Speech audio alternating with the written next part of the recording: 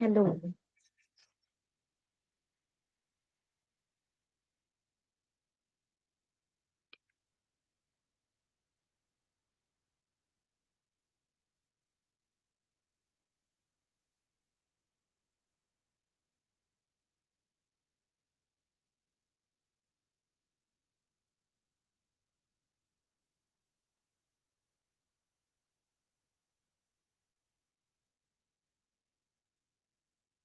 Yes, कल के algorithm लिखे हैं everyone,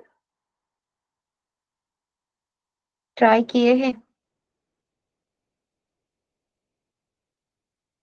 yes, nice.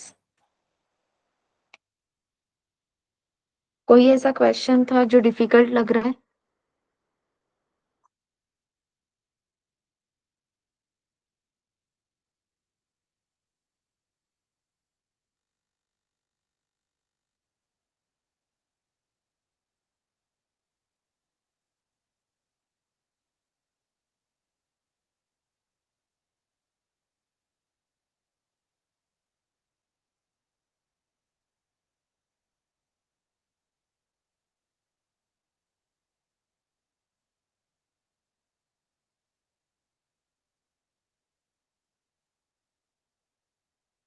Yes.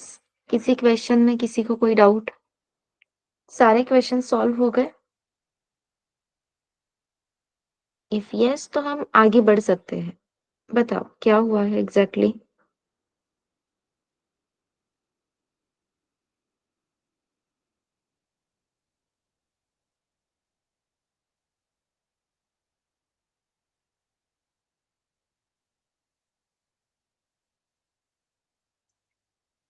7th number का क्वेश्चन नहीं आया है। ओके। हाँ, एनीथिंग एल्स?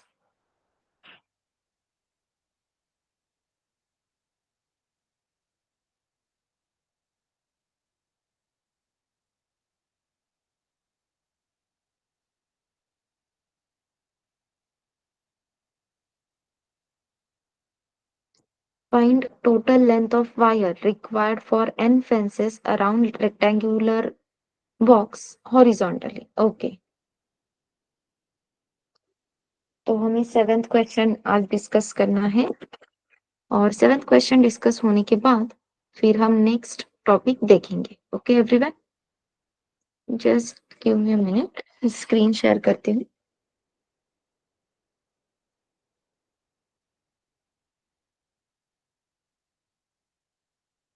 हाँ, बाकी सबने ये 7th नंबर का क्वेश्चन सॉल्व किया है क्या?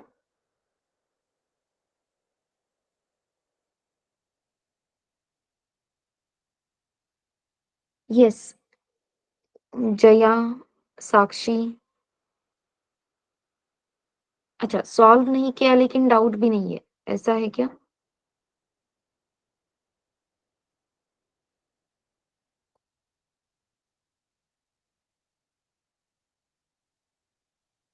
चलो, अब मुझे ऑनेस्टली बताओ, दो नहीं आए, 7th एंड 8th। ओके। हाँ, 8 से मतलब 5th नहीं, समझ लो। ओके सिद्धि। हाँ, अब ये आपके सामने असाइनमेंट है, इसमें से कौन से क्वेश्चंस आपको क्लियर नहीं है ये बताओ।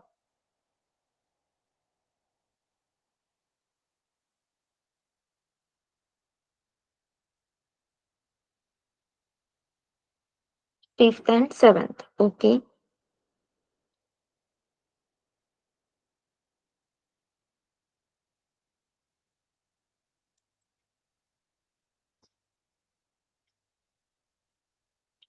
चलो, सबसे पहले 5th नंबर का क्वेश्चन देख लेते हैं।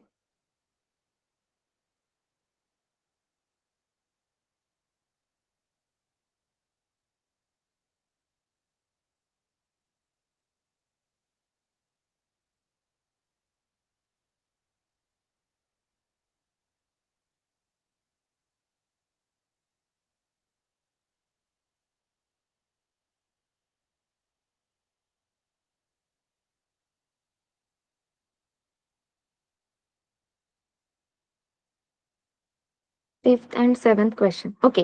फिफ्थ क्वेश्चन विजिबल है एवरीवन?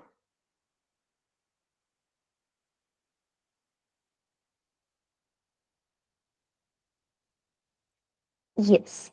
तो अब देखते हैं फिफ्थ क्वेश्चन में उन्होंने एग्जैक्टली क्या कहा है। So if there are 20 students who like football, तो अब हमें वेरिएबल डिक्लेरेशन क्या होता है ये पता है। टू अंडरस्टैंड वैल्यू हम वेरिएबल्स यूज कर सकते हैं क्या अल्गोरिदम लिखते टाइम? क्या लगता है आपको?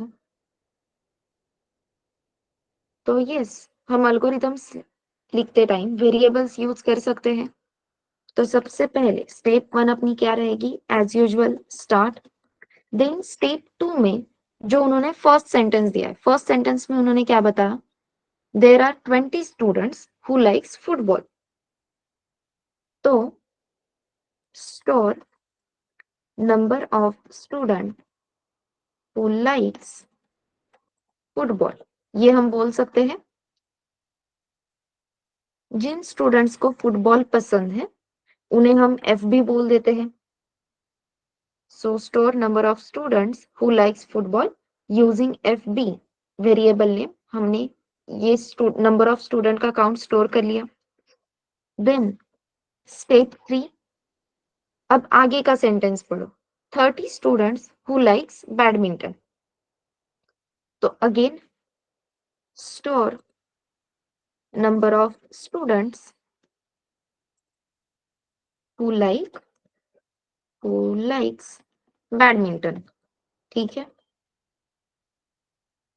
अगेन जिन स्टूडेंट्स को बैडमिंटन पसंद है उनके लिए बी डी ये वेरिएबल नेम लो। देन स्टेप 4 देखते हैं क्या रहेगी। अब आगे 30 students who like badminton and 10 students like both. 10 students ऐसे हैं जिन्हें बैडमिंटन भी पसंद है, फुटबॉल भी पसंद है। तो again store number of students who likes both, इन्हें हम वेरिएबल नेम यूज करेंगे बीटी। ठीक है। And then next, there are 20 students who are not interested in any of the games. So again, step 5, store number of students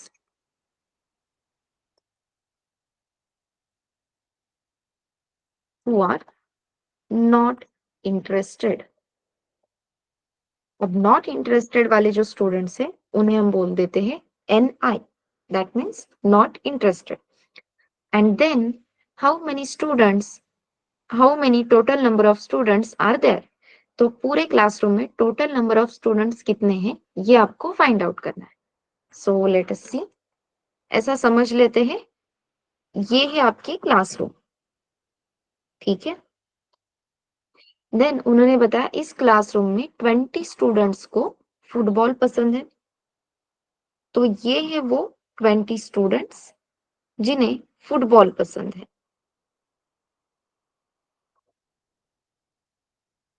then उन्होंने बताया there are 30 students who likes badminton. फिर यहाँ पे 30 students है जिन्हें badminton पसंद है। But उसी के आगे नेक्स्ट लाइन उन्होंने लिखी है 10 students like both, that means यहाँ पे ये फुटबॉल और बैडमिंटन ऐसे अकेले नहीं है, ये एक दूसरे में मर्ज है। या हम कह सकते हैं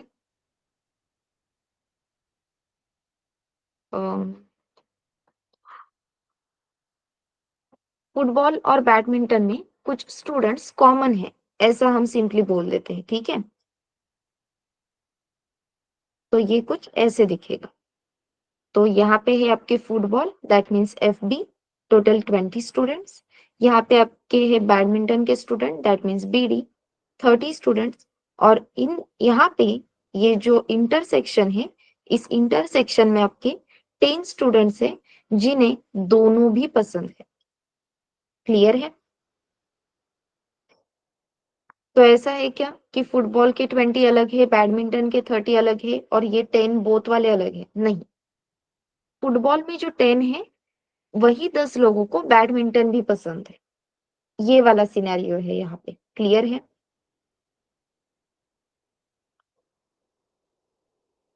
तो अगर हम ये 10 अलग से निकाल देते हैं जिन्हें फुटबॉल और बैडमिंटन ये दोनों पसंद है, ऐसे 10 स्टूडेंट्स अगर साइड में निकालेंगे तो ओनली फुटबॉल वाले यहाँ पे आपको 10 मिलेंगे, ओनली बैडमिंटन वाले आपको यहाँ पे सिर्फ 20 मिलेंगे। ये वाला पार्ट क्लियर है क्या एवरीवन? ये वेन डायग्राम क्लियर है क्या? This is known as Venn diagram. Yes. और फिर नेक्स्ट लाइन पे उन्होंने लिखा है there are 20 students who are not interested. तो ये जो साइड में ब्लॉक है क्लासरूम वाला, यहाँ पे नॉट इंटरेस्टेड वाले 20 स्टूडेंट्स हैं।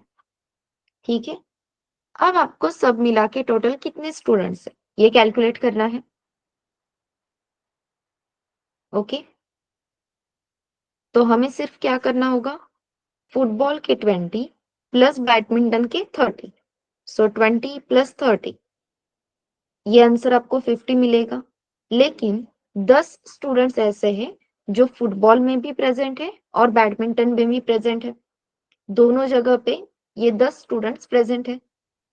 तो किसी एक जगह से हमें इसे निकालना होगा, दैट मीन्स -10 करना होगा।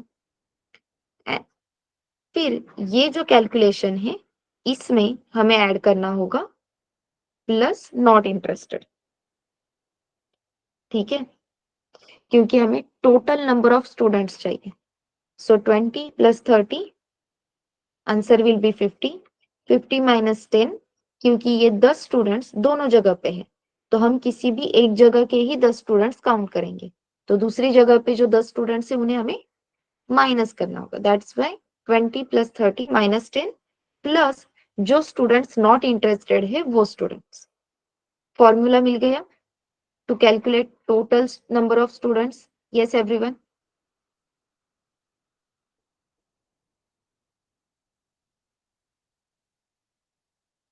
तो अब अपनी नेक्स्ट स्टेप क्या रहेगी?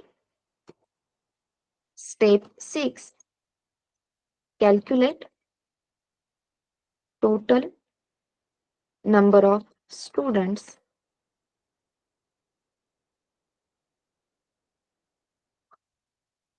then total number of students calculate करने के लिए total is equals to, हमें क्या करना है, ब्रैकेट्स में लिखना है सबसे पहले ऐसे स्टूडेंट्स जिन्हें फुटबॉल पसंद है प्लस ऐसे स्टूडेंट्स जिन्हें बैडमिंटन पसंद है, इसी में आप ऐड कर सकते हो प्लस नॉट इंटरेस्टेड स्टूडेंट्स। और फिर इसमें से आप माइनस कौन करोगे, कौन से लोग करोगे, जो दोनों में है, that means both, that is -BT। तो आपको फाइनल आंसर क्या मिलेगा, ठीक से देखो, फुटबॉल वाले 20 है, बैडमिंटन वाले 30 है, 20 प्लस 30 50, नॉट इंटरेस्टेड वाले अगेन 20 लोग हैं, 50 प्लस 20 70, और बोथ में जो स्टूडेंट्स है वो 10 है, and 70 minus 10 will be 60। So total number of students कितने मिलेंगे आपको, 70, सॉरी 60।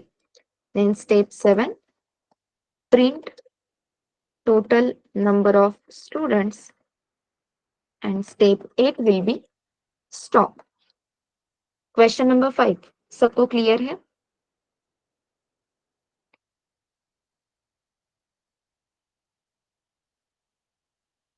Yes everyone?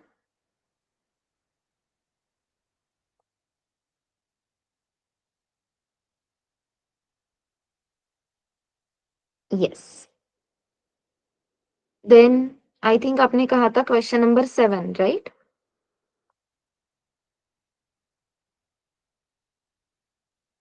तो इसे कॉपी कर लेते हैं।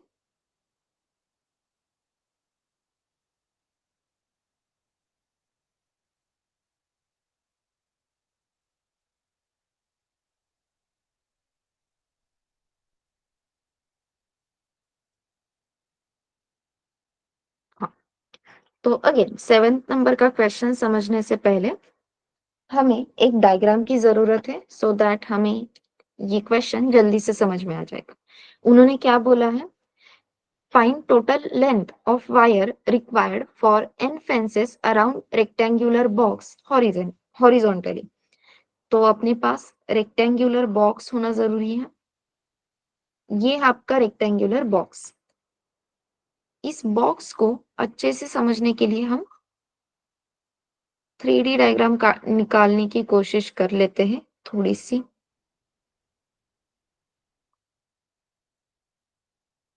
ठीक है, ये 2D हो गया ना, चलो ठीक है, काम तो हो जाएगा। ये बॉक्स है, इस बॉक्स को आपको ऐसे फेंसिंग करनी है। तो ये आगे से जा रहा है, पीछे से, फिर से वापस घूम के आ रहा है। क्लियर है? 1 सेकेंड। तो इसे हम कह रहे हैं कि हमने हॉरिजॉन्टली फेंसिंग की। इस तरीके से ये 1 राउंड हो गया। शीतल, मैं आपको सेशन के एंड में टेलीग्राम ग्रुप की लिंक शेयर कर दूंगी। अभी यहाँ पे ध्यान दो, ठीक है?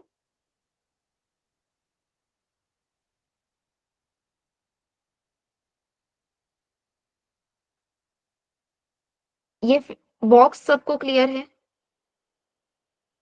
फेंसिंग मतलब क्या?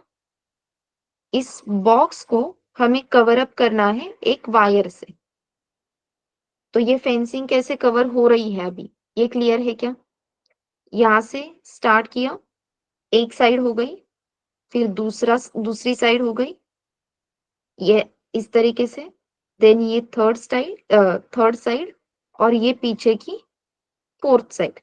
ऐसे हमने चारों साइड पे ये वायर रोटेट कर ली। ये पॉइंट क्लियर है?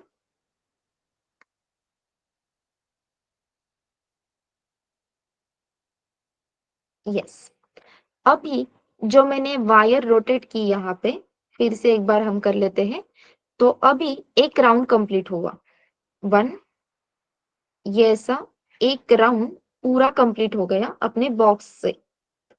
ऐसे ही हमें n नंबर ऑफ टाइम्स ये वायर इट रोटेट करनी है अपने बॉक्स को रैप करना है बेसिकली हमें बॉक्स को।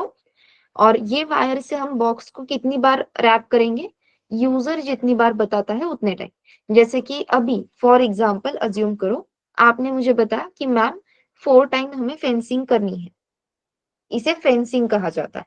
तो अभी तो एक टाइम हमने वायर इस पे रोटेट कर दी। अब मैं एक और बार यहाँ पे वायर इसी तरीके से रोटेट करूंगी। ये सेकेंड राउंड हो गया। फिर से मैं इसी तरीके से यहाँ पे वायर रोटेट करूंगी 3rd टाइम, एंड अगेन ये मैंने कर लिया 4th टाइम। ऐसे 4 बार टोटल मैंने यहाँ पे वायर रैप कर ली। This process is known as fencing. Fencing मतलब क्या है, ये पॉइंट क्लियर है?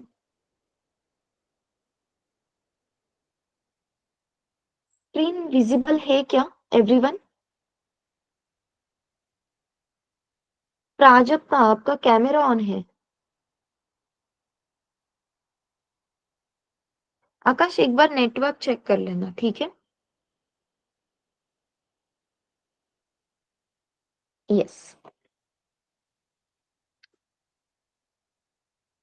अब जब मैं ये वायर रोटेट कर रही थी तब आपने एक चीज नोटिस की, मैं क्या कर रही हूँ हर बार, ये एक साइड और ये एक साइड, इन दोनों साइड को हम क्या कहते हैं, विड्थ। तो जब भी हम वायर रोटेट करेंगे तो इसमें टोटल 2 विड्स इंक्लूडेड है। तो हमें अगर विड्थ की साइज पता है तो W plus W, width plus width, width यानी ब्रेड थी। एंड देन हमारे पास 2 लेंथ्स की जरूरत है, एक साइड आगे की और दूसरी साइड पीछे की। करेक्ट है? तो हमें 2 टाइम्स लेंथ ऐड करने की जरूरत है। सो 2 times width plus 2 times length, ये मिला के हमारा वायर का एक रोटेशन कंप्लीट हो रहा है। इस फॉर्मूला को देख के आपको कोई दूसरा फॉर्मूला याद आ रहा है? Yes, breadth plus length plus length.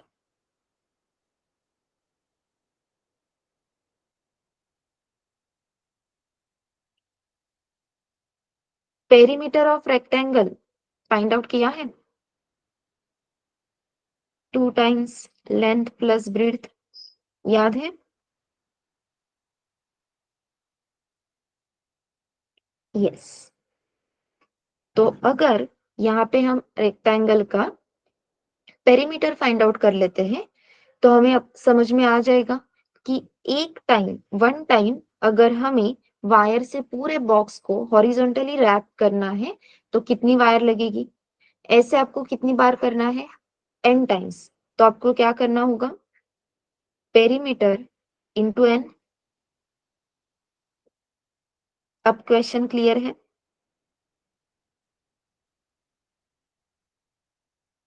अब ये 7th क्वेश्चन के लिए जो एल्गोरिदम है ये आप कंप्लीट कर सकते हो। Yes everyone?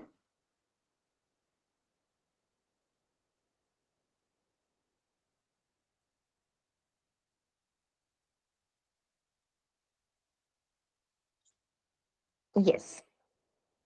तो 7th क्वेश्चन के लिए जो एल्गोरिदम है अब वो कंप्लीट कर लेना। देन आते हैं लास्ट क्वेश्चन पे, 8 नंबर के क्वेश्चन पे। ठीक है, दो नंबर्स को स्वैप करना है। अब दो नंबर्स की जगह पे मैं थोड़ा सा अगेन किचन का एग्जांपल लेती हूँ। क्या है, किचन में जाती नहीं हूँ लेकिन थोड़ी बहुत चीजें किचन में से पता होना जरूरी है। फोर्थ नंबर है, अच्छा, ये क्लियर है फिर?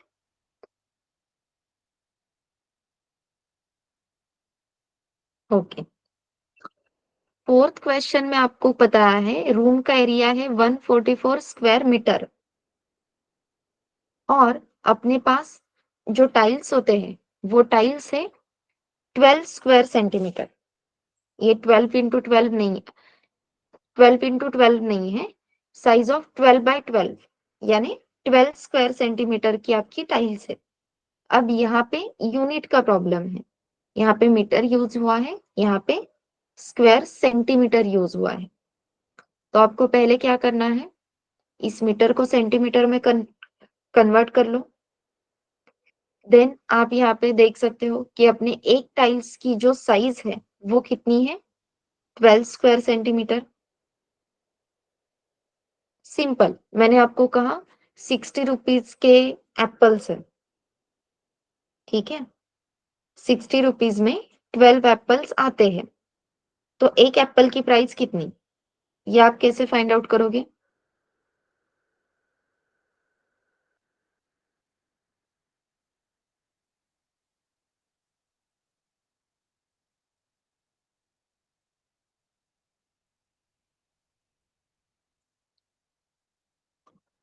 60 रुपीज 12 एप्पल्स, ठीक है। Then how much rupees is equals to 1 apple. Simply क्या किया आपने, अरे प्राइस नहीं चाहिए, कैलकुलेशन कैसे करोगे वो बताओ।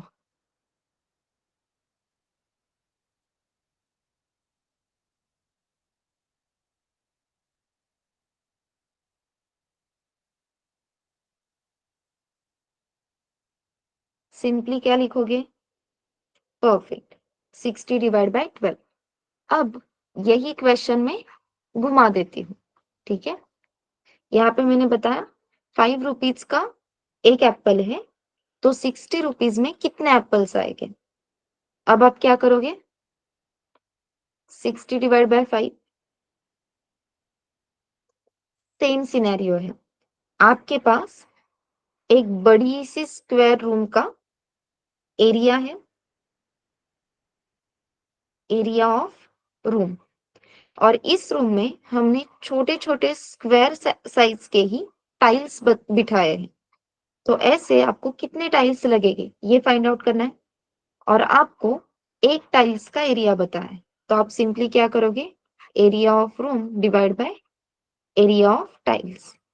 तो आपको टोटल नंबर ऑफ कितने टाइल्स चाहिए ये क्लियर हो जाएगा, ठीक है।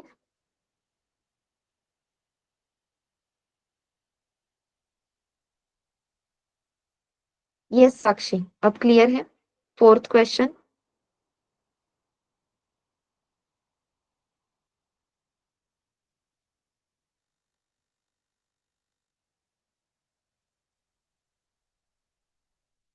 ओके।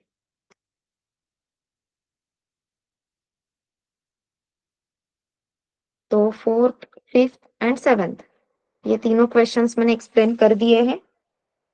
आई होप बाकी के जो क्वेश्चंस है वो आपने किए हैं, राइट? अब जितने भी एल्गोरिदम्स आपने लिखे, सारे एल्गोरिदम्स में हमें सिर्फ मैथमेटिकल कुछ टास्क एग्जीक्यूट करने हैं, उसके अलावा कुछ भी है क्या?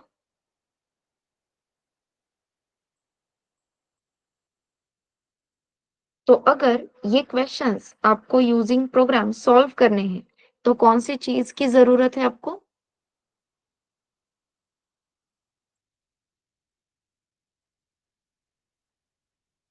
वेरिएबल्स तो हमें पता है, तो वेरिएबल्स कैसे डिक्लेयर करेंगे, उसमें वैल्यू कैसे स्टोर करेंगे, ये छोड़ के यहाँ पे एक्स्ट्रा कौन सी चीज आपने नोटिस की while राइटिंग algorithms?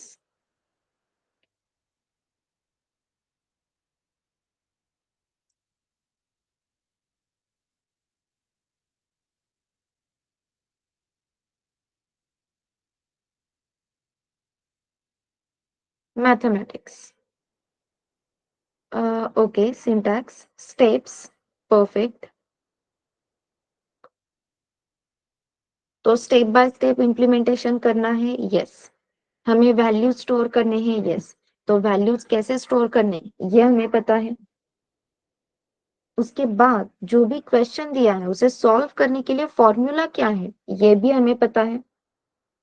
लेकिन उस फॉर्मूला को अगर हमें एक्चुअल में एग्जीक्यूट करना है, तो हमें कौन सी चीज की जरूरत है?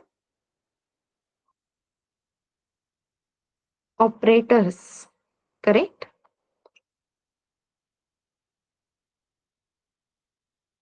तो हमें जरूरत है ऑपरेटर्स की। तो ऑपरेटर्स ये टॉपिक स्टार्ट कर लेते हैं।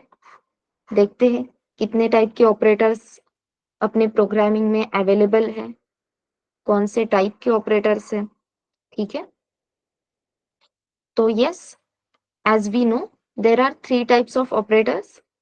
First one is unary operator.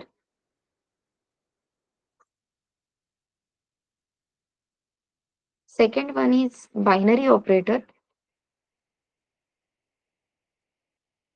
And third one is ternary operator. Okay. तो यूनरी ऑपरेटर में क्या आता है? यूनरी ऑपरेटर में आपके पास दो ऑपरेटर्स हैं। First one is increment and second one is decrement. अब बाइनरी ऑपरेटर्स में क्या क्या आता है वो मुझे बताओ। यस।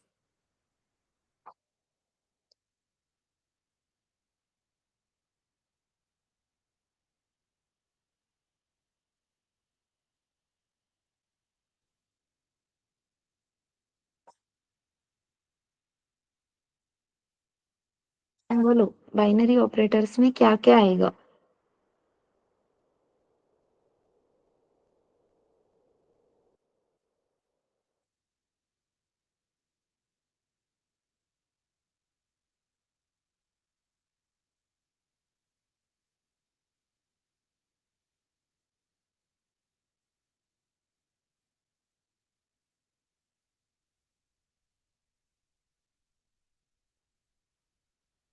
परफेक्ट।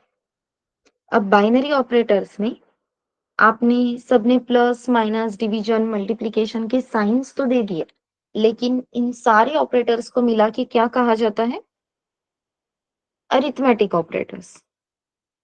परफेक्ट।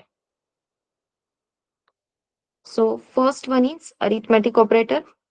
देन अब अरिथमेटिक ऑपरेटर्स में हमने देख लिया प्लस, माइनस, मल्टीप्लिकेशन, डिवीजन, और एक ऑपरेटर होता है which is known as mod. ये बहुत सारे स्टूडेंट्स ने मिस कर दिया, सिर्फ चंदा ने यहाँ पे ये बताया है। ठीक है। Then next type of binary operator arithmetic हो गया। देन साक्षी ने बताया है लॉजिकल। ओके। नहीं जया, इसे कहा जाता है फ्लोर डिवीजन, और फ्लोर डिवीजन ऑपरेशन हमें पाइथन में लगता है।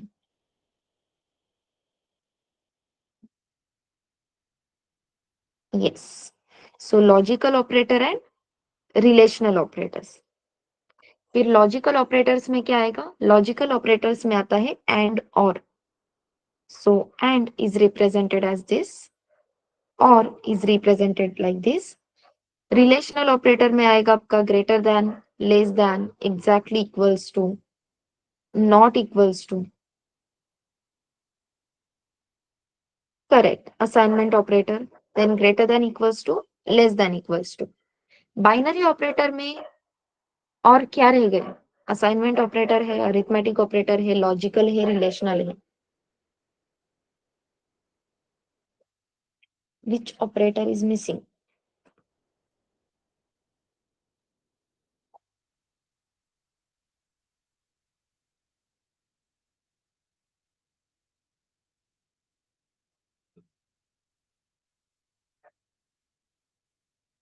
Perfect, bitwise operator is missing.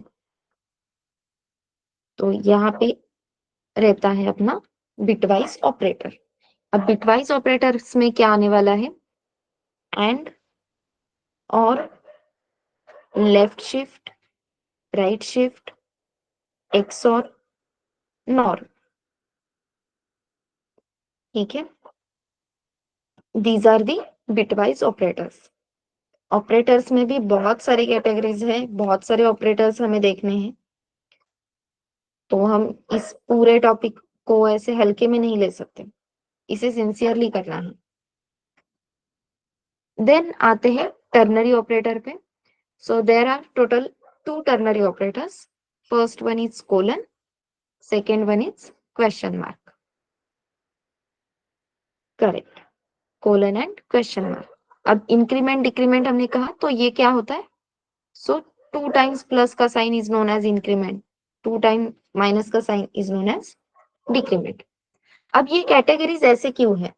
Unary, binary, ternary, तो इसका रीजन है, जैसे कि मैंने यहाँ पे लिखा 10+ और यहाँ पे कुछ भी नहीं लिखा, तो एडिशन का काम हो जाएगा क्या?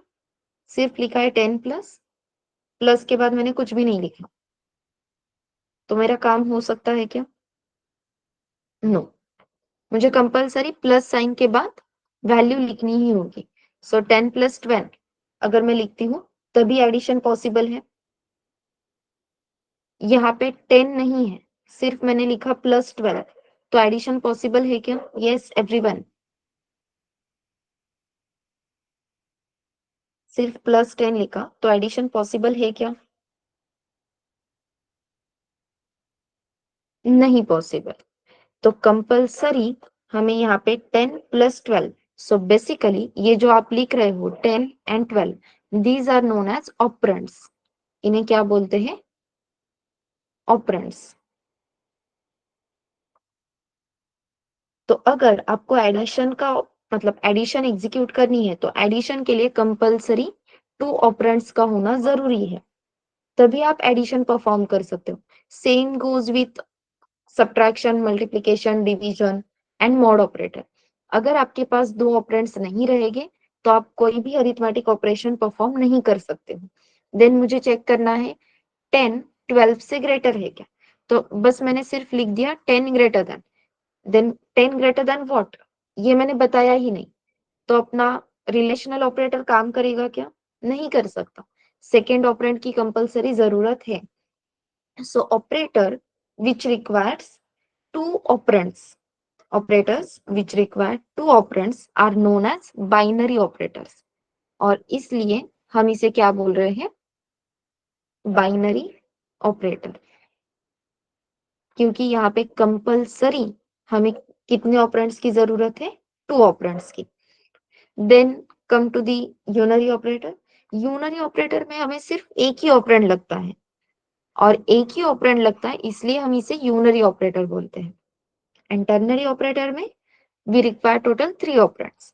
यहाँ पे एक पार्ट रहता है, then question mark, then second part, then colon, then third part। So there are total requirement of 3 operands, और इसलिए हम इसे कहते हैं टर्नरी ऑपरेटर। क्लियर है? यूनरी, बाइनरी एंड टर्नरी, ऐसे क्यों कहा जाता है? ये डिसाइड होता है नंबर ऑफ ऑपरेंड्स पे। क्लियर है एवरीवन? गुड टू गो, आगे जा सकते हैं। Please type GTG, good to go, so that we can go ahead. GTG, अब यस का मौका चला गया।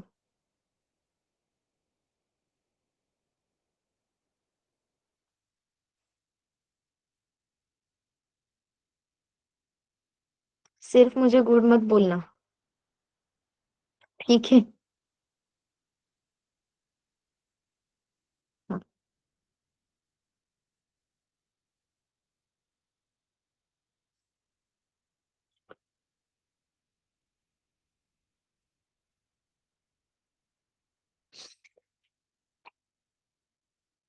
और इसी गुड टू गो के साथ हम फर्स्ट टाइप ऑफ ऑपरेटर आज देखने वाले हैं, विच इज अरिथमेटिक ऑपरेटर।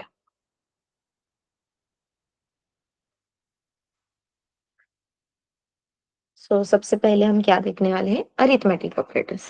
अब अरिथमेटिक ऑपरेटर्स में जो इनिशियली कुछ ऑपरेटर्स हैं जो हम आसानी से यूज कर सकते हैं, जिसमें है प्लस, माइनस, मल्टीप्लिकेशन, ठीक है, इवन डिवीजन एंड मॉड। अब हर एक ऑपरेटर का काम क्या है वो देखते हैं। हमें पता है एड सिंबल का काम क्या है? Addition of two numbers. तो एडिशन ऑफ टू नंबर्स के लिए हम आसानी से एल्गोरिदम लिख सकते हैं। सबके पास एल्गोरिदम रेडी है एडिशन ऑफ टू नंबर्स का? स्टेप 1 क्या थी?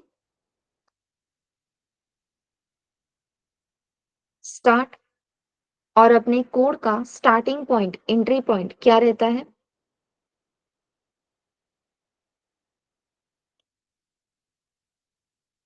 परफेक्ट। स्टार्ट बोल रहे हैं मतलब कोड को स्टार्टिंग करनी है। कोड कहाँ से स्टार्ट करना होगा? एंट्री पॉइंट से। परफेक्ट। तो ये जो मेन फंक्शन है वो कैसे लिखा जाता है? So it is written like void main opening closing round brackets and then opening closing curly brackets। अब इस ओपनिंग क्लोजिंग करली ब्रैकेट्स के अंदर हमें जो कुछ भी लिखना है वो हम लिखेंगे। चलो, तो स्टेप 1 हो गई, हमने स्टार्ट कर दिया। देन स्टेप 2 क्या है?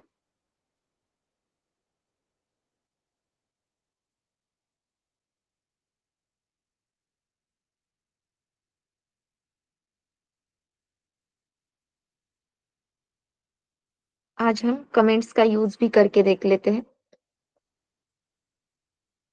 तो ये अपना जो एल्गोरिदम है वो हम कमेंट्स में लिखते हैं, ठीक है? स्टेप 1 स्टार्ट कर दिया। देन हमने क्या बोला है? Take two numbers. अब यहाँ पे मैं अगर लिखती हूँ 10, 12, दो नंबर्स चाहिए, तो मैंने दो नंबर्स लिए हैं क्या? यस, मैंने लिया 10 and 12, ये दो नंबर्स लिए। एंड ऑफ द स्टेटमेंट बताने के लिए यहाँ पे सेमीकोलन दिया। ये करेक्ट है क्या? Yes everyone?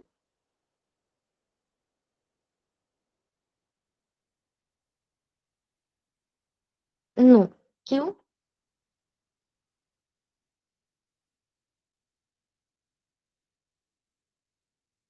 अच्छा, डेटा टाइप होना चाहिए था, ओके।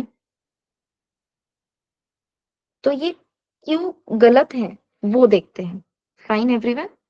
अरे बाप रे, ये डेंजर हो गया। एक मिनट।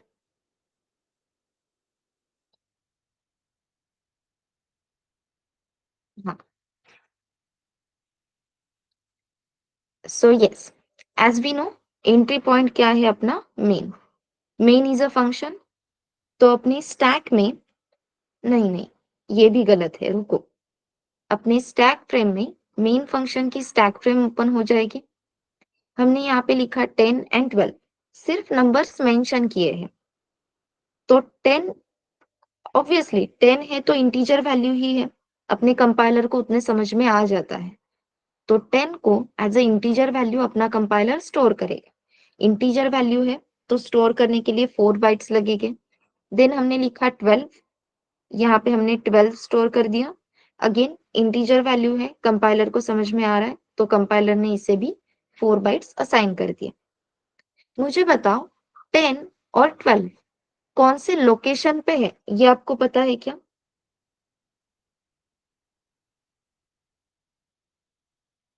नो।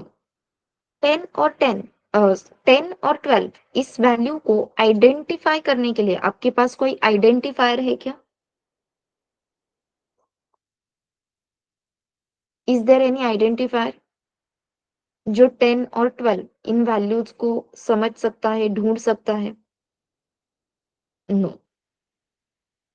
प्रॉब्लम क्लियर है? हम सिर्फ 10, 12 लिख सकते हैं क्या? यस, हम लिख सकते हैं। लेकिन अब जब भी हम 10, 12 लिखेंगे, अब ये डेटा स्टोर भी होगा क्या? यस, ये डेटा स्टोर होता है और उन्हें कहा जाता है डमी वेरिएबल्स। डेटा कहाँ पे स्टोर होगा? डमी वेरिएबल्स में। अब डमी वेरिएबल्स को 4 बाइट्स मेमोरी एलोकेट होती है, बट इनका जो लोकेशन है वो आइडेंटिफाई कर सकते हैं क्या? Location is unidentified. ये पॉइंट क्लियर है?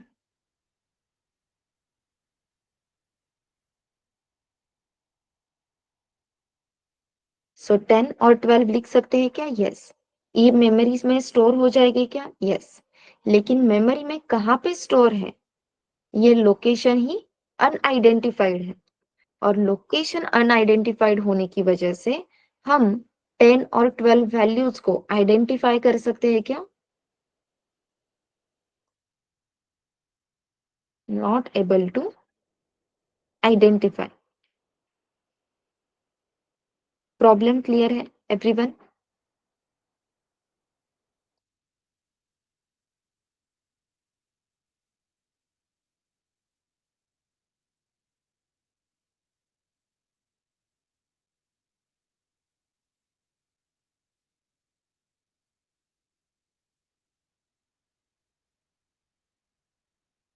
प्रॉब्लम क्लियर है सबको?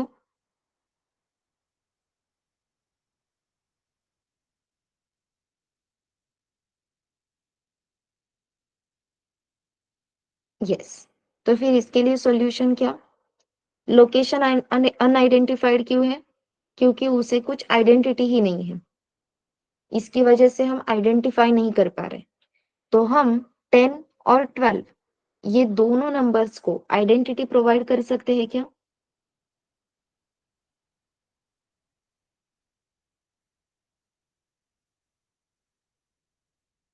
तो वैल्यूज को आइडेंटिटी प्रोवाइड करने के लिए ही अपने पास वेरिएबल्स है।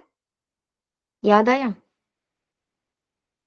तो 10 ये जो वैल्यू हम स्टोर कर रहे हैं, उस कंटेनर को हम नाम क्या देंगे? N1। तो यहाँ पे मैंने लिख दिया N1 इज इक्वल्स टू 10। लेकिन N1 ये कंटेनर कौन से टाइप का है? इस कंटेनर को कितनी मेमोरी एलोकेट करनी चाहिए, ये हम कैसे बताएंगे? With the help of data type. और इसलिए हम यहाँ पे लिखेंगे इंटीजर। तो हमेशा ध्यान में रखना, कंटेनर कौन से टाइप का है, दैट मीन्स वेरिएबल कौन से टाइप का है, ये डिसाइड करने के लिए डेटा टाइप जरूरी है। ये वैल्यूज जो हम स्टोर कर रहे हैं वो बाय डिफॉल्ट इंटीजर ही रहेगी। 10 को फिर से बताने की जरूरत है क्या? तो इंटीजर है। क्या लगता है आपको?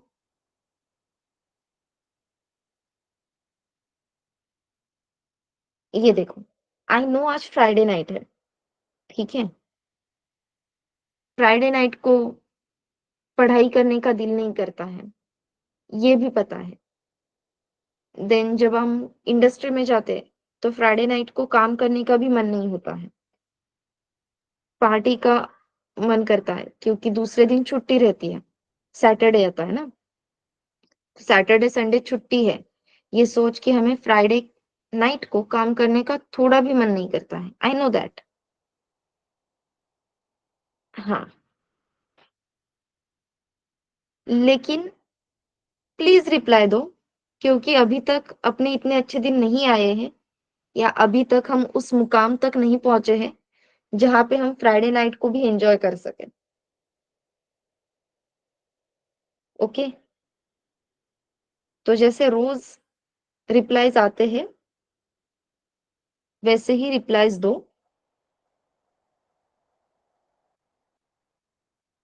स्क्रीन दिसत नाही है। साक्षी एक बार नेटवर्क चेक कर लेना अपना, या फिर रीजॉइन कर लो। आई थिंक बाकी सबको स्क्रीन विजिबल है, राइट एवरीवन?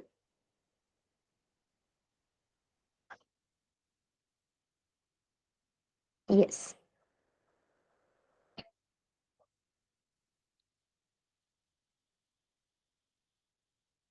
ओके, सो ये वेरिएबल नेम का कंसेप्ट क्लियर है। ये पॉइंट क्लियर है कि हमें 10 को ये बताने की जरूरत नहीं भाई तो इंटीजर है, उसे पता है वो इंटीजर है। हमें किसे बताना होगा? वेरिएबल को बताना होगा भाई तो इंटीजर टाइप का है, सो दैट मेमोरी में इस n1 वेरिएबल को कितनी मेमोरी एलोकेट होगी? 4 बाइट्स की मेमोरी। तो यहाँ पे जब हम लिखते हैं integer n1 is equals to 10, तो इस n1 वेरिएबल को मेमोरी एलोकेट होगी 4 बाइट्स की, और ये जो 10 वैल्यू है ये हम कहाँ पे स्टोर करेंगे? n1 में। ये जो एरोज मैंने निकाले हैं this is known as bitwise operator. इसे क्या कहा जाता है? Sorry, I am really sorry, इसे कहा जाता है बिटवाइज कॉपी। इसे बिटवाइज कॉपी क्यों कहते हैं हम? इफ यू रिमेम्बर, मैंने आपको बाइनरी कोड लिख के दिखाया था। हर एक नंबर का बाइनरी रिप्रेजेंटेशन कैसे हो सकता है ये हमने देखा था, करेक्ट? तो 1 बाइट मतलब टोटल 8 बिट्स होते हैं। तो जो भी नंबर हम बाइनरी में रिप्रेजेंट कर रहे थे वो नंबर बीट्स में था। तो 10 को रिप्रेजेंट करने के लिए हर एक बिट पे जो वैल्यू है वो बिट बाय बिट कॉपी होती है, that's why it is known as bitwise copy. तो ये 10 वैल्यू बिटवाइज कॉपी कहाँ पे होगी? इस n1 वेरिएबल में, और n1 में वैल्यू आ जाएगी 10। सिमिलरली 12 ये वैल्यू स्टोर करने के लिए हम सेकेंड वेरिएबल यूज करेंगे n2 is equals to 12। Again यहाँ पे n2 ये वेरिएबल भी कौन से टाइप का है? इंटीजर टाइप का। तो n2 वेरिएबल को यहाँ पे अगेन मेमोरी एलोकेट होगी 4 बाइट्स की, और इस n2 वेरिएबल में डेटा क्या स्टोर होगा? 12। अगेन यहाँ पे क्या हुआ है? Bitwise copy. पॉइंट क्लियर है everyone? So using n1 n2 हमने दो वैल्यू स्टोर कर लिए, तो अपनी स्टेप 2 कंप्लीट हो गई। टेक 2 नंबर्स, हमने दो नंबर्स लिए n1 and n2। Then third step क्या थी? Add those numbers using plus operator. तो सिंपली n1 प्लस n2, फिर उन्होंने बताया है एंड स्टोर द रिजल्ट। तो रिजल्ट कैसे स्टोर करेंगे? अगेन स्टोर करने के लिए कंटेनर चाहिए।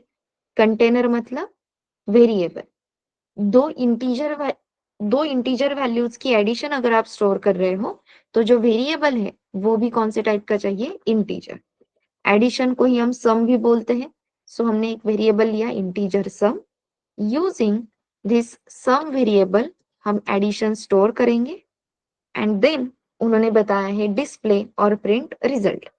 अब रिजल्ट डिस्प्ले करने के लिए या कोई भी मैसेज प्रिंट करने के लिए सी प्रोग्रामिंग में हम एक फंक्शन यूज करते हैं that is known as print. Print F. अब सम वेरिएबल में जो वैल्यू है वो हमें प्रिंट करनी है। यहाँ पे अगर मैंने लिखा print F sum and end of this statement बताने के लिए सेमीकोलन, तो as we know double quotes में हम जो भी डेटा लिखते हैं that is nothing but string. तो डबल कोट्स में आप जो डेटा लिखोगे, जो भी मैसेज लिखोगे, वो एज इट इज प्रिंट होगा। तो डबल कोट्स में मैंने सम लिखा है तो सम एज इट इज प्रिंट होगा। लेकिन हमें क्या चाहिए? सम वेरिएबल में जो वैल्यू है वो वैल्यू चाहिए। वैल्यू कौन से टाइप की है? इंटीजर। और इंटीजर टाइप का डेटा अगर आपको रीड करना है तो एक बार डेटा टाइप्स के टेबल में जाके चेक करो कि हम कौन सा फॉर्मेट स्पेसिफायर यूज करते हैं टू रीड इंटीजर टाइप का data, which format specifier be required. Perfect. We required %d। तो मुझे मैसेज क्या टाइप करना है, सम इज इक्वल्स टू, इसके बाद मुझे सम प्रिंट करनी है, लेकिन इंटीजर वैल्यू रीड करने की कैपेसिटी किसके पास है, अपने %d इस फॉर्मेट स्पेसिफायर के पास। तो यहाँ पे मैंने सिर्फ %d लिखा, लेकिन बताया ही नहीं कि कौन से वेरिएबल की वैल्यू रीड करनी है। तो हमें इस फॉर्मेट स्पेसिफायर को ये भी बताना होता है भाई कहाँ से वैल्यू रीड करनी है। तो कहाँ से रीड करनी है, सम वेरिएबल से। तो आप ये डबल कोट्स यानी स्ट्रिंग वाला मैसेज कंप्लीट होने के बाद हमें देना है कॉमा, और कॉमा के बाद आप मेंशन करोगे कौन से वेरिएबल की वैल्यू रीड करनी है। So printf sum is equals to %d। फिर हमने इस फॉर्मेट स्पेसिफायर को बताया कि सम वेरिएबल की वैल्यू रीड करनी है। Let us save this file. If you remember, हमने कल जो स्ट्रक्चर ऑफ सी प्रोग्रामिंग देखा था, याद है? तो इसमें एक पॉइंट हमने कहा था कि extension must be .c, right? तो जब भी आप सी प्रोग्रामिंग की फाइल सेव करोगे, ध्यान रखना है कि आपका एक्सटेंशन .c है क्या। सो एडिशन, ये मैंने फाइल नेम दिया, और सेव एज टाइप में जाके सी सोर्स फाइल आपको सिलेक्ट करना है एंड देन सेव। तो यहाँ पे आप देख सकते हो addition.c। अब एग्जीक्यूट ऑप्शन में फर्स्ट ऑप्शन है कंपाइल, सेकेंड ऑप्शन है रन, थर्ड ऑप्शन है कंपाइल एंड रन। अभी मैंने सिर्फ फाइल सेव की है, कंपाइल नहीं की। सो विदाउट कंपाइलेशन अगर मैं रन करने जाती हूँ, ऊपर भी आपको आइकॉन्स दिखेंगे, हर बार आपको एग्जीक्यूट ऑप्शन में जाने की जरूरत नहीं है। विदाउट कंपाइलेशन अगर मैं डायरेक्टली रन करती हूँ तो आपको इस तरीके से एरर आएगा, source file is not compiled. इसका मतलब हमारे पास सोर्स कोड की फाइल है जो इंग्लिश अलाइक लैंग्वेज में है, लेकिन जब भी हम रन करते हैं तो रन कौन सी फाइल होती है, बाइनरी फाइल। बाइनरी फाइल कब मिलेगी, जब आप कोड को कंपाइल करोगे। इसलिए first step should be compilation. पहले फाइल को कंपाइल करो, कंपाइल करने के बाद यहाँ पे आपको कोई वार्निंग्स, कोई नोट्स, ये सब आ जाएगा। तो यहाँ पे आप देख सकते हो वार्निंग आ रहे हैं, टोटल 2 वार्निंग्स है। अब ये वार्निंग क्यों आ रहे हैं, क्योंकि हमने यहाँ पे हेडर फाइल इंक्लूड नहीं की। ठीक है, तो हेडर फाइल इंक्लूड करने की जरूरत है क्या, तो जैसे हमने कल देखा था, कंपल्सरी है क्या, बिल्कुल भी नहीं। तो अगर आपको हेडर फाइल इंक्लूड करनी है तो आप कर सकते हो, नहीं की तो भी चलेगा, क्योंकि अभी हम सी प्रोग्रामिंग में हैं। अगर हेडर फाइल इंक्लूड करने का मतलब करनी ही है तो कौन सी करनी होगी और कैसे। सो सिंपल है, hash include, then angular brackets में आपको लिखना है stdio.h, हैश इंक्लूड stdio.h। अब ये वार्निंग हमें नहीं आती, अगर मैं यहाँ पे printf की लाइन नहीं लिखती ना तो हमें ये वार्निंग भी नहीं आती हेडर फाइल इंक्लूड करने की। ये printf फंक्शन की वजह से वो हमें कंपल्शन कर रहा है कि हेडर फाइल, कंपल्शन नहीं, वार्निंग दे रहा है कि हेडर फाइल इंक्लूड करो। printf मतलब हम क्या बोल रहे हैं, क्या कर रहे हैं, यूजर को आउटपुट दिखा रहे हैं।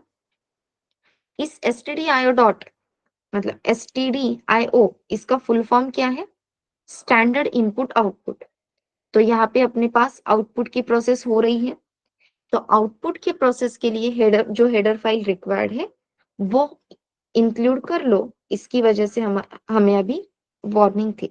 अगर हम printf यूज नहीं करते, कोई भी आउटपुट नहीं दिखा रहे होते, तो हमें ये इंक्लूजन की जो मतलब इंक्लूजन के लिए जो कंपल्शन यहाँ पे दिखाई दे रहा है उस मतलब वो आता ही नहीं। क्लियर है? नाउ अगेन कंपाइल करेंगे। अब आप यहाँ पे देख सकते हो error 0, warning 0। Header file include करते ही जो भी वार्निंग्स थी वो चली गई। Then run. So as you can see sum is equals to 12। लेकिन समझ में नहीं आ रहा n1 n2 की वैल्यूज क्या थी, सम करेक्ट है या नहीं। तो एक्चुअल मैसेज क्या जाना चाहिए था, addition of 10 and 12 is equals to 22, correct. तो ऐसा ही मैसेज टाइप करेंगे, एडिशन ऑफ 10 ये वैल्यू कहाँ पे स्टोर है? N1 वेरिएबल में। वेरिएबल में स्टोर की हुई वैल्यू अगर आपको रीड करनी है तो आपको क्या यूज करना होगा? Format specifier. So addition of %d and 12। अब अगेन 12 ये वैल्यू कौन से वेरिएबल में स्टोर है? N2। तो अगेन यहाँ पे आ जाएगा %d is equals to %d। First %d आपने कौन से वेरिएबल के लिए लिया था? N1 variable. तो कॉमा देने के बाद सबसे पहला वेरिएबल क्या होना चाहिए? N1। देन सेकेंड %d आपने कौन से वेरिएबल के लिए लिखा था? N2 वेरिएबल की वैल्यू रीड करने के लिए। सो N1 के बाद again comma N2 and then जो थर्ड फॉर्मेट स्पेसिफायर आपने यूज किया है वो सम वेरिएबल की वैल्यू प्रिंट करने के लिए, दैट्स व्हाई कॉमा देके अगेन यहाँ पे आ जाएगा sum. Now if you compile and execute this file, you can see addition of 10 and 12 is equals to 22. ये कोड क्लियर है एवरीवन?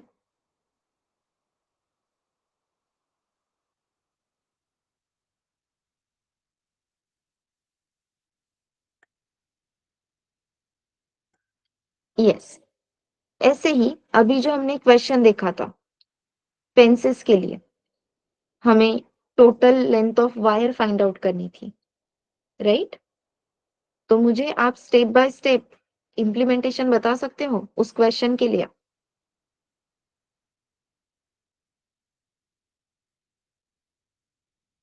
ट्राई करोगे?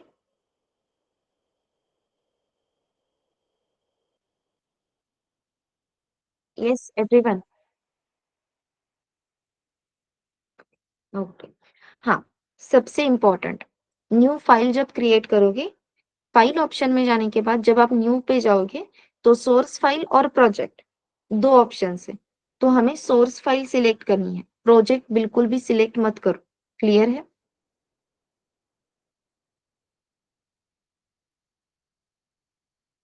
यस। चलो, हेडर फाइल इंक्लूजन ऑप्शनल है, कमेंट्स ऑप्शनल है, कंपलसरी क्या है? Entry point. तो पहले एंट्री पॉइंट लिख लेते हैं, फिर आगे की प्रोसेसिंग देखेंगे। चलो, सबसे पहले क्या करें? फॉर क्वेश्चन नंबर 7 आपको टोटल लेंथ कैलकुलेट करनी है।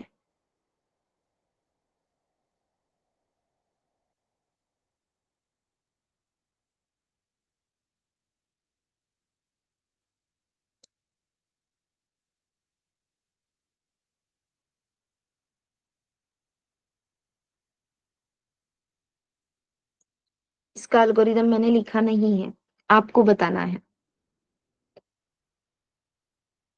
सबसे पहले आपको क्या लगेगा? Length of rectangular box, correct? Length और width, perfect. So integer length and breadth.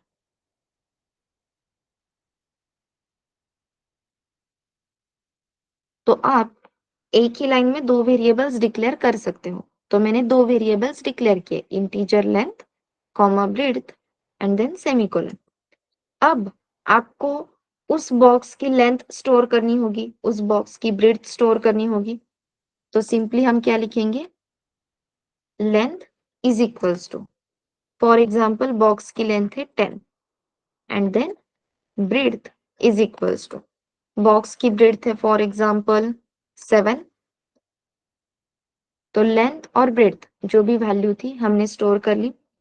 Then आपको टोटल नंबर ऑफ फेंसेस मतलब total number of rounds box के अराउंड कितने लगाने हैं उस वायर के, ये भी स्टोर करना होगा। अगेन नंबर ऑफ राउंड्स या नंबर ऑफ फेंसेस ये वैल्यू भी या ये इंफॉर्मेशन भी हम इंटीजर में स्टोर कर सकते हैं। So integer n is equals to for example 5। हमें 5 टाइम्स वो वायर बॉक्स के अराउंड रैप करनी है, रोटेट करनी है। तो n वेरिएबल की वैल्यू हमने स्टोर कर ली 5। अब कैलकुलेट क्या करना होगा? सबसे पहले we will calculate perimeter of rectangle. So integer perimeter is equals to, perimeter का फॉर्मूला क्या है?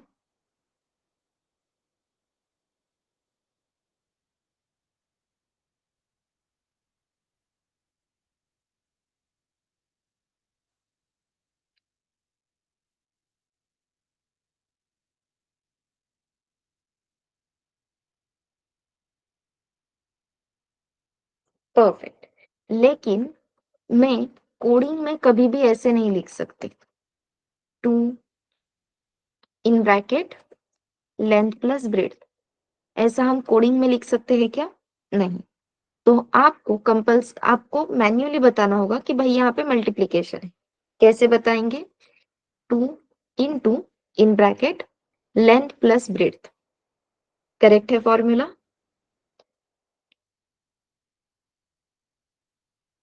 क्लियर है? Yes. So two into length plus breadth करके हमें पेरीमीटर मिल जाएगा। अब आपको क्या करना है? इस पेरीमीटर को n से मल्टीप्लाई करना है और आपको टोटल लेंथ ऑफ वायर मिल जाएगी। So integer total length is equals to simply perimeter into n, और फिर with the help of printer हम यहाँ पे प्रिंट कर सकते हैं total length of fencing wire required is equals to, जो वैल्यू है वो टोटल लेंथ में है, सो परसेंट डी। तो परसेंट डी ये फॉर्मेट स्पेसिफायर वैल्यू कहाँ से रीड करेगा? टोटल लेंथ इस वेरिएबल से। Late us save this file, fencing.c, compile किया। अगेन वार्निंग है हेडर फाइल इंक्लूड ना करने की वजह से। लेट अस एग्जीक्यूट, और यहाँ पे हमें आंसर मिल गया 170। क्लियर है एवरीवन?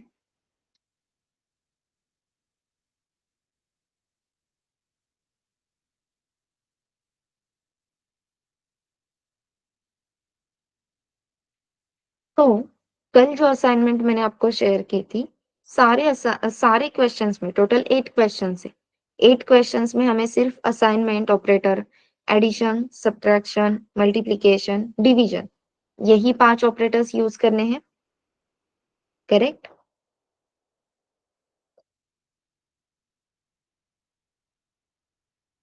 यस। तो ये सारे क्वेश्चंस के लिए जो आपने एल्गोरिदम्स लिखे हैं, स्टेप बाय स्टेप कोड लिखने की कोशिश कर सकते हो, ट्राई करोगे?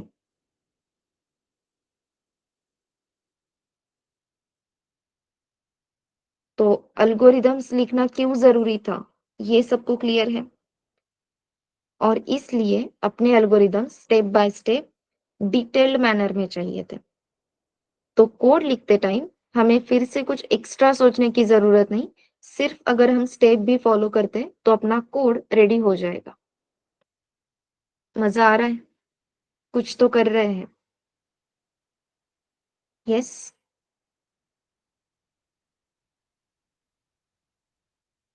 जब खुद से कोड लिखोगे और भी मजा आएगा।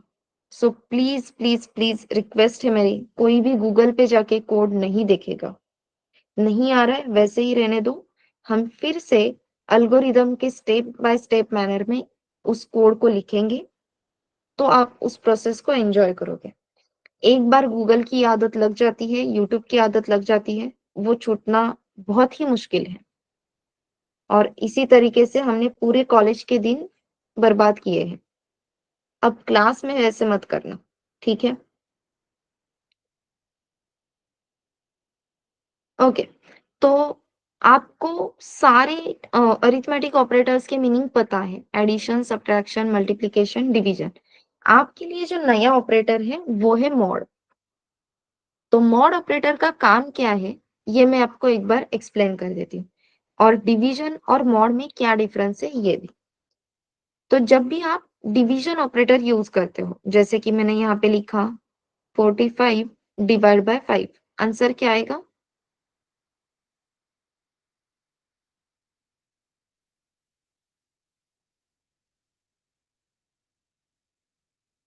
Perfect, answer is 9। करेक्ट है। तो अब यही थोड़ा सा मैथमेटिक्स हम यहाँ पे कर लेते हैं। 5 डिवाइजर है, 45 डिविडेंड है, तो 5 45 को डिवाइड करेगा। सो 5 9 जा 45, सो 45 माइनस 45, यहाँ पे आंसर आ गया 0, राइट। तो यहाँ पे 5 क्या था, डिवाइजर,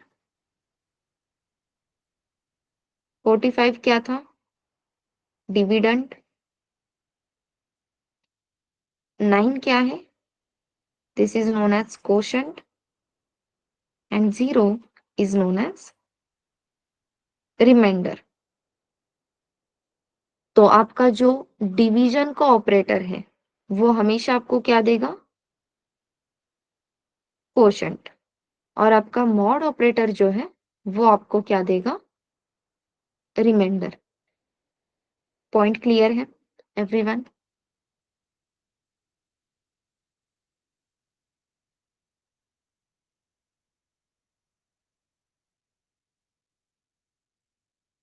तो अगर मेरे पास वैल्यू है n1, इस वेरिएबल की वैल्यू है 42, n2 इस वेरिएबल की वैल्यू है 10, और मैंने यहाँ पे लिखा n1 मॉड n2,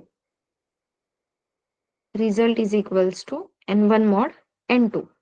तो रिजल्ट वेरिएबल में वैल्यू क्या आ सकती है, या वैल्यू क्या आएगी, एक बार बताओ।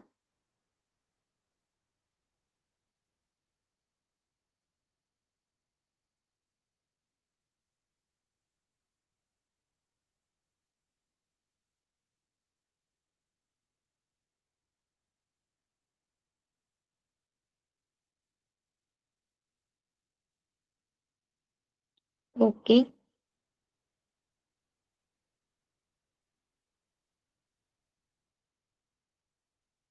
Yes everyone. एवरीवन का मतलब एवरीवन ही होता है, तो सबके आंसर्स चाहिए।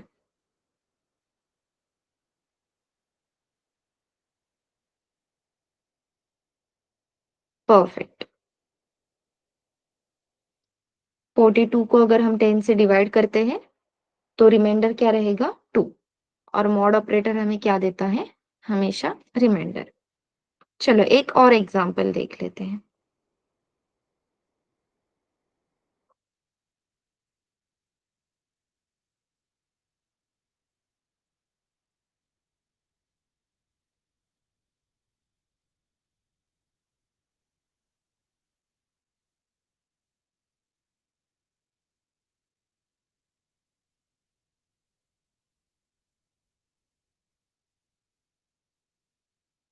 यस, कोशेंट और रिमाइंडर, इन वेरिएबल्स की वैल्यू क्या रहेगी, Q U O for quotient, R E M for reminder.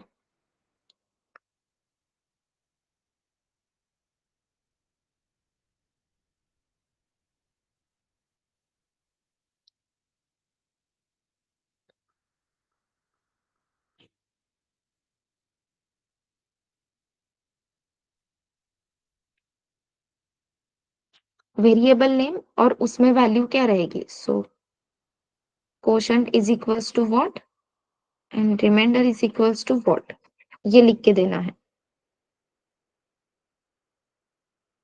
Okay चंदा।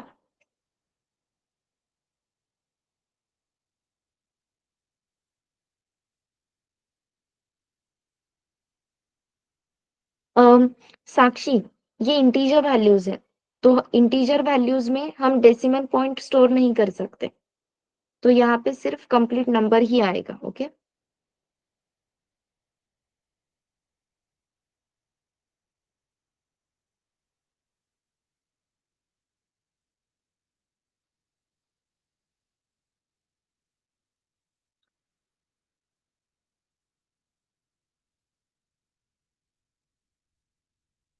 1 मिनट रुको, यहाँ पे ना वैल्यू चेंज कर देते हैं, नहीं तो गड़बड़ हो जाएगी। हाँ, बी वेरिएबल की वैल्यू 2 है।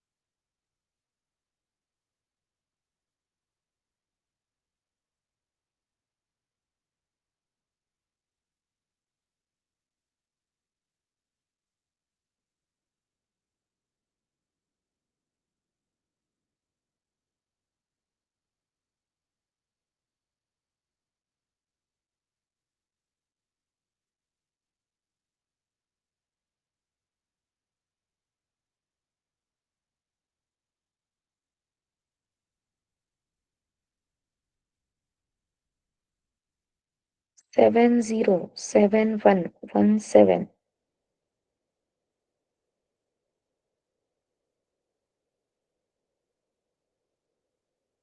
ओके।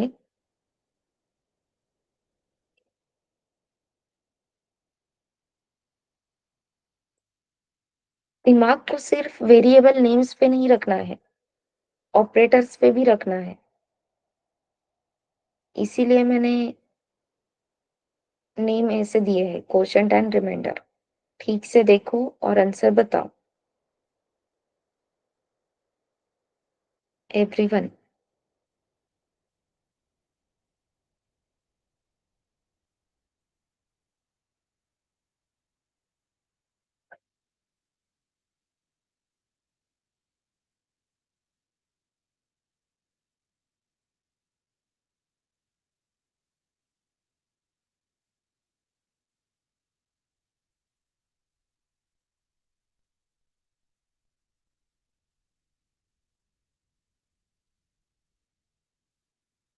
ओके साक्षी।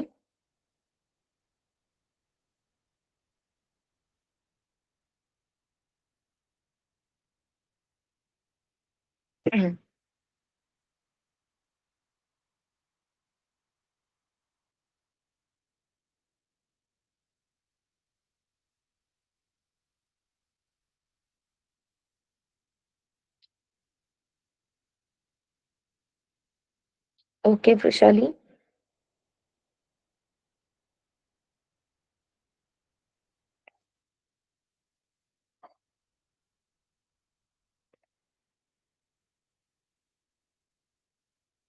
चलो ध्यान दो सब यहाँ पे है 15, यहाँ पे है 2।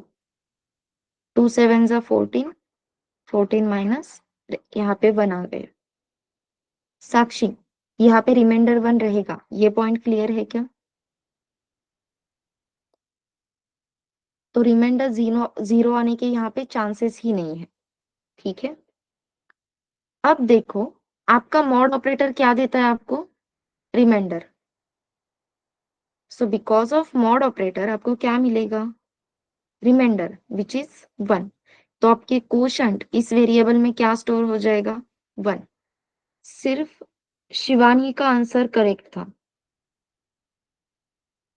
शिवानी एंड बाद में चंदा ने आंसर करेक्ट दिया था। सो आपके कोशंट वेरिएबल में वैल्यू क्या स्टोर होगी? 1, क्योंकि हमने ऑपरेटर क्या यूज किया है? मॉड। ऑपरेटर भी मैटर करेगा ना, वेरिएबल नेम यहाँ पे मैं प्रगति भी लिख सकती हूँ। समझ में आ रहा है? तो वेरिएबल नेम्स मैं एक्सचेंज कर सकती हूँ, ऊपर का नीचे, नीचे का ऊपर, सो दैट आपका कंफ्यूजन हो जाए। सबका वही हुआ, सबने क्या लिखा? Quotient is equals to 7, remainder is equals to 1, क्योंकि दिमाग में उतना ही है। लेकिन कौन से ऑपरेशन को एग्जीक्यूट करने के बाद वो वैल्यू कौन से वेरिएबल में जा रही है, ये चीज नोटिस करना भी जरूरी है। और यहाँ पे काम आती है मेमोरी डायग्राम। तो इसके आगे जब भी मैं ऐसे आपको कोड के स्निपेट्स दिखाती हूँ, this is known as code snippets. ठीक है, तो मेमोरी डायग्राम ड्रॉ करके फिर आपको फाइंड आउट करना है कि आंसर क्या रहेगा। पॉइंट क्लियर है everyone? And then A divide by B, ये हमें देता है क्वोशंट की वैल्यू, क्वोशंट की वैल्यू है 7। तो अब आपके रिमाइंडर वेरिएबल में क्या वैल्यू स्टोर हो जाएगी? 7। ओके, मेमोरी डायग्राम क्यों जरूरी है, ये पॉइंट बताना था। क्लियर हुआ? इसके आगे मेमोरी डायग्राम ड्रॉ करोगे, क्रॉस चेक करोगे, yes, no, yes. Okay, anyone, any doubt in operators, in algorithms?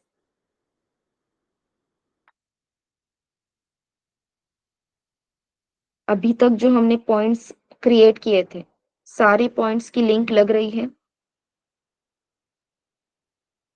हर एक पॉइंट का एक दूसरे के साथ क्या रिलेशन है, ये क्लियर हो रहा है एवरीवन? मजा आ रहा है? एंजॉय कर रहे हो? यस? ओके। तो अब सैटरडे संडे 2 दिन का टाइम है आपके पास।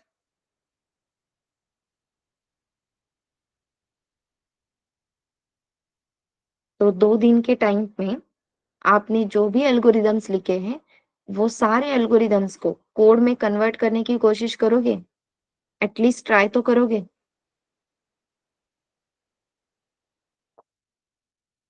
यस। और फिर मंडे को हम मिलेंगे ही।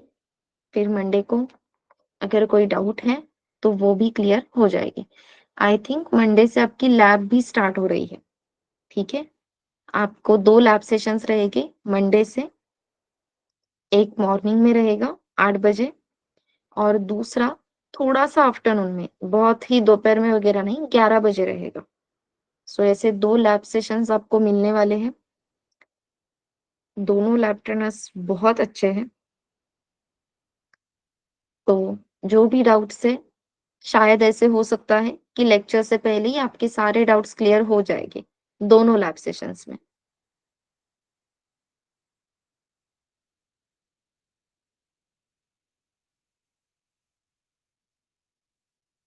If I am not wrong, आपको असाइनमेंट फ्री ग्रुप्स पे आए थे।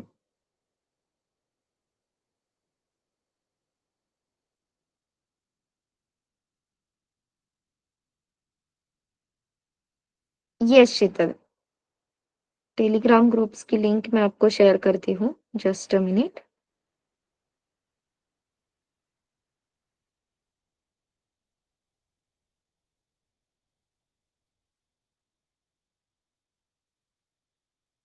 नहीं शायद, आकाश, टेलीग्राम ग्रुप पे सर ने, हाँ, की है। असाइनमेंट 0 शेयर की है देखो। कब की है? दोपहर में, 2:20 को। आज ही किए हैं। एक बार टेलीग्राम ग्रुप चेक करो।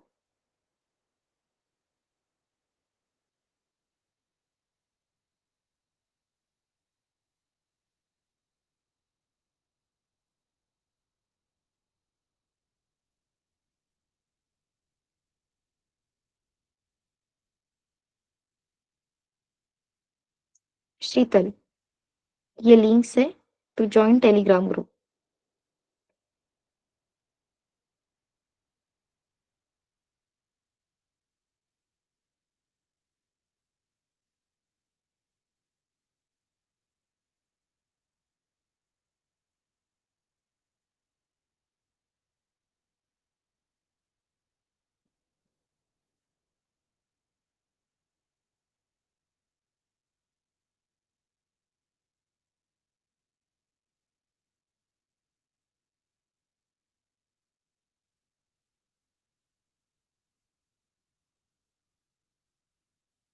हाँ, इवन इस हफ्ते में, या हम कह सकते हैं जब से अपना सेशन स्टार्ट हुआ है, 8 नवंबर से लेके कल तक के जो भी नोट्स हैं, मैं जो पेन पेपर पे क्रिएट करती हूँ, वो नोट्स, उस नोट्स की ज़िप फाइल भी आपको आज शेयर हुई है ग्रुप पे।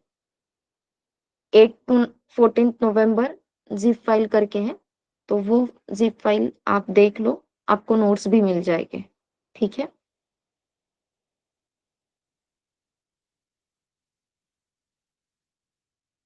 यस, और किसी को कोई डाउट?